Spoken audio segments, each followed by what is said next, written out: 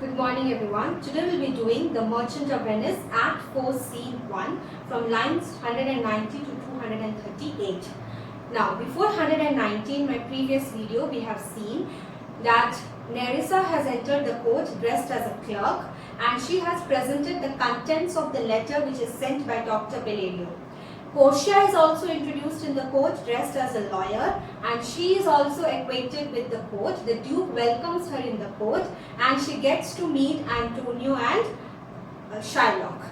So now we will see what happens. Now here and we will see that in the just before 190 we have seen that Portia also tries to convince Shylock in her own possible way to show mercy. Now in order to convince Shylock to show mercy on Antonio, she gives her famous mercy speech, which we will see from line number 191 onwards. Now see from turn to page number 119. See line number 119. Then must the Jew be merciful? So I told you that Portia has entered the court dressed as a lawyer and she is inquiring about the case between Antonio and Shylock, and she is telling Shylock to show some mercy. Shylock, on what compulsion must I? Tell me that. So when Portia asks Shylock to show some mercy, Shylock is telling under what compulsion or why should I show mercy towards Antonio.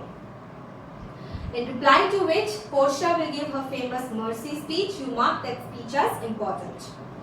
Portia, the quality of mercy is not strained. It droppeth as the gentle rain from heaven upon the place beneath. It is twice blessed. It blesseth him that gives and him that takes. So we will take these first 4 lines. The quality of mercy is not restrained. Strained means forced. You cannot force anyone to show mercy. That's very true. The quality of mercy is not strained. The quality of mercy is not forced. It droppeth as the gentle rain from heaven. So mercy is like the gentle rain which drops from heaven upon the place beneath. So mercy is like the gentle rain which drops from heaven upon the place where the mercy is shown. It is twice blessed. So mercy is double blessing. How mercy is double blessing? Let us see. It blesseth him that gives and him that takes. So it blesses that person who shows mercy and it also blesses that person who receives mercy.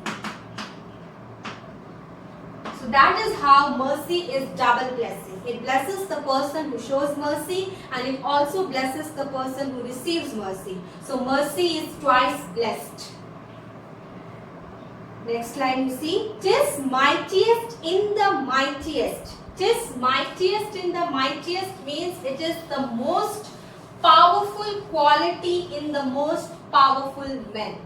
Tis mightiest in the mightiest. It is the most powerful quality in the most powerful men. Here it is referring to, she is referring here to the kings. In those days, kings were considered to be the most powerful people on earth. So it is the most powerful quality in the most powerful men, that is kings. Tis becomes the throned monarch better than his crowns. So mercy suits the king better than his crown.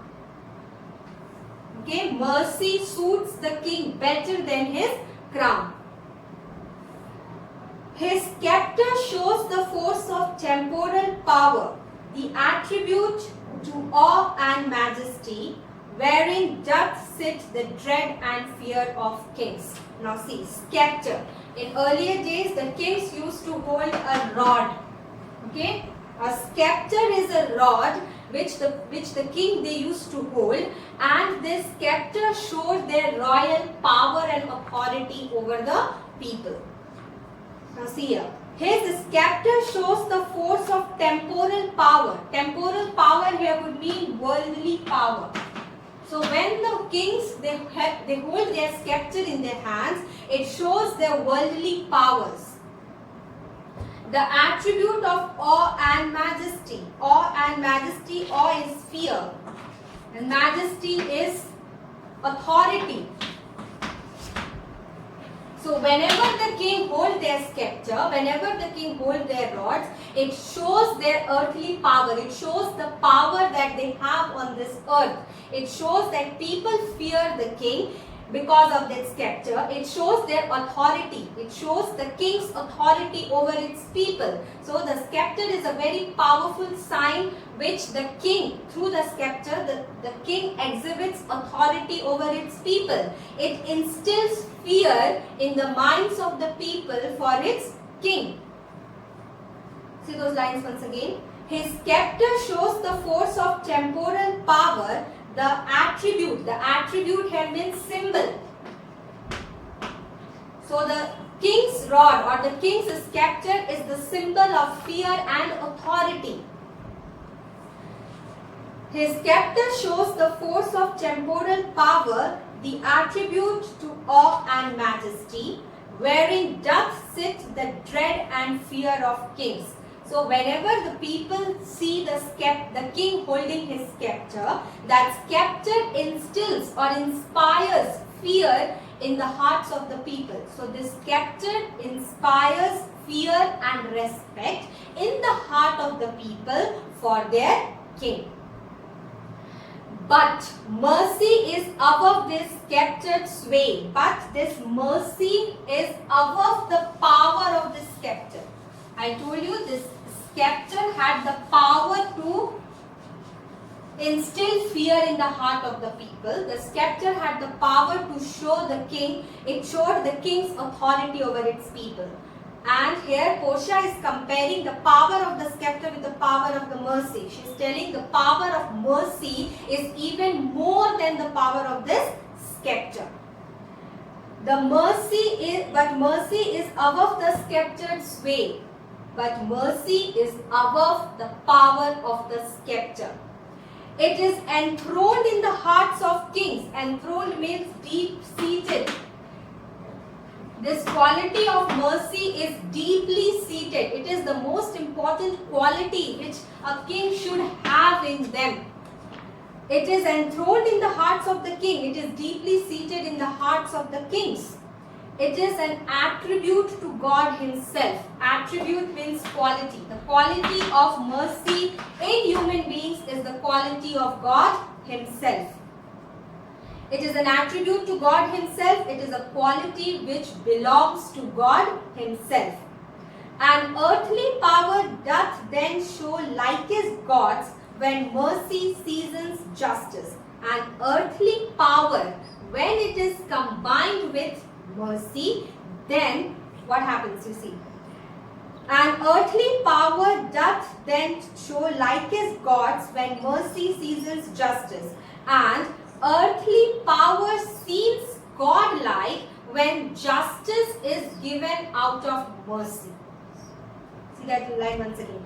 An earthly power doth then show likest God's when mercy seasons justice. It means earthly power seems to be like God when justice is handed out with mercy. Therefore, Jew, though justice be thy plea, consider this. Therefore, Jew, if you are demanding justice, then consider this. That in the course of justice, none of us should see salvation. Okay? Jew, she is telling to Shylock that if you are demanding justice, then remember this, that if we are judged according to the strict justice of God, then none of us would be spared. We do pray for mercy, and that same prayer doth teach us all to render the deeds of mercy.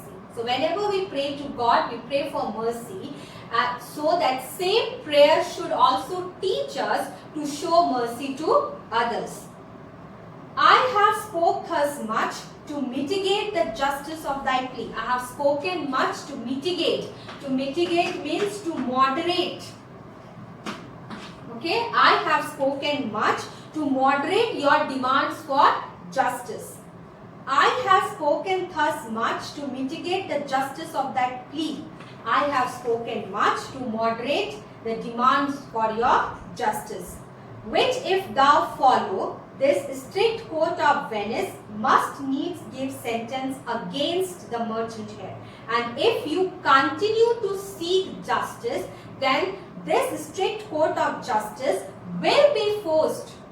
This strict court of justice will be forced to pass justice against this merchant, that is Antonio. So here she is telling to Shylock that I have done much to make you convinced to show mercy, but if still you are adamant that you are not willing to show mercy, then this court of Venice is willing to give justice against, is willing to give you justice against this merchant, that is Antonio. So this was all the mercy speech. Now let us see what Shylock has to say. My deeds upon my head, I crave the law, the penalty and forfeit of my bond. My deeds upon my head means let me face the consequences of my actions. So here she is telling, here Shylock is telling that whatever I do, I am ready to face the consequences myself. So my deeds upon my head, I am ready to face the consequences of my actions. I crave the law, I ask the law, the penalty and forfeit of my bond. I ask the law to give me the penalty and the due payment of my bond. Portia, is he not able to discharge the money? So she is asking that is this merchant Antonio is not able to discharge his money, means pay off his debt? Bassanio, yes, here I tendered it for him to the court. Bassanio is telling, yes, I am ready to pay it for him to the court. Yeah, twice the sum, if that will not suffice. I am ready to pay double the amount. If he is not satisfied with the principal amount, I am ready to pay twice the amount, double the amount. I will be bound to pay 10 times over. If he is not satisfied with double the principal amount, I am even ready to pay 10 times more than the principal amount. On forfeit of my hands, my head, my heart, if this will not suffice, it must appear that malice bears down truth. If I am not able to pay the debt, I am even ready to pay his debt with my hands, heads and hearts. I am ready to pay everything. I am willing to pay off his debt with my hands, with my head, with my heart. I am ready to give everything. But if all these things are also not sufficient, then malice bears down the truth. Then his malice has overpowered the truth. His hatred has overpowered the truth.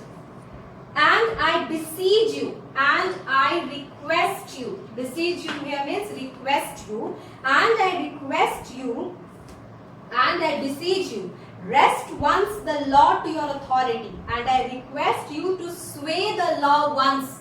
You have the authority. I request you that you change the law, you twist the law because it is in your authority. I request you once that you sway the law, you twist the law, you change the law. To do a great right. So to deliver a great justice, I request you to sway the law, to change the law or to twist the law. To do a great right, do a little wrong. To do something great, I request you to do a little wrong. And curb this cruel devil of his will. And stop this cruel devil, referring to Shylock, and stop this cruel devil from getting what he wants. Portia, it must not be. That cannot happen. What you are asking me to change the law, that cannot happen. There is no power in Venice can alter a decree established. There is no power in the laws of Venice that can change what is already established. What means there is no power in the law of Venice that can change established law. A law that is already made, you cannot change it. It will be recorded for a precedent as many an error. By the same example will rush into the state it cannot be. And if we do it, what will happen? It will set as an example for others and this error may continue to happen, and it may disrupt the working of the state. It may disrupt the law and order in the state of Venice. So we cannot change the law for anyone. Shylock, a Daniel come to judgment, yea, a Daniel. O wise young judge, how do I honor thee? Now, Daniel is a character in the Bible who was known for delivering great justice. So here, when Portia says that for no one the laws of Venice can change, then Shylock here compares Portia to Daniel, and he says that a Daniel has come to judgment. He also refers to her as a wise young judge, and he tells, how can I honor you? Portia, I pray thee, let me look upon the bond. So Portia is telling to Shylock, let me have a look at the bond. Shylock, here it is, most reverend doctor, here it is. So Shylock is showing the bond to Portia and telling, here it is, most reverend doctor. I told you, wherever there is the mention of doctor, here it means lawyer. Portia, Shylock, there is thrice thy money offered thee. So Portia is telling, you are offered thrice the principal amount. Shylock, an oath, an oath. I have an oath in heaven. Shall I lay perjury upon my soul? No, not for Venice. Shylock is telling, I am not ready to accept thrice the amount because I have already taken an oath in heaven. By the name of heaven, I have already taken an oath. And if I break my oath, then I will be committing a sin of oath breaking, which I cannot do, not even for the sake of Venice. I am not ready to break my oath. I am not ready to break my promise. So this was all till 238. The important things in this extract is that a mercy speech. Please go through it. Once, the important thing in this, in these lines from 190 to 238 is the mercy speech. So you should remember the important points in the mercy speech. Let me quickly revise for you what Portia says. Portia says that the quality of mercy is not restrained. The quality of mercy is not forced.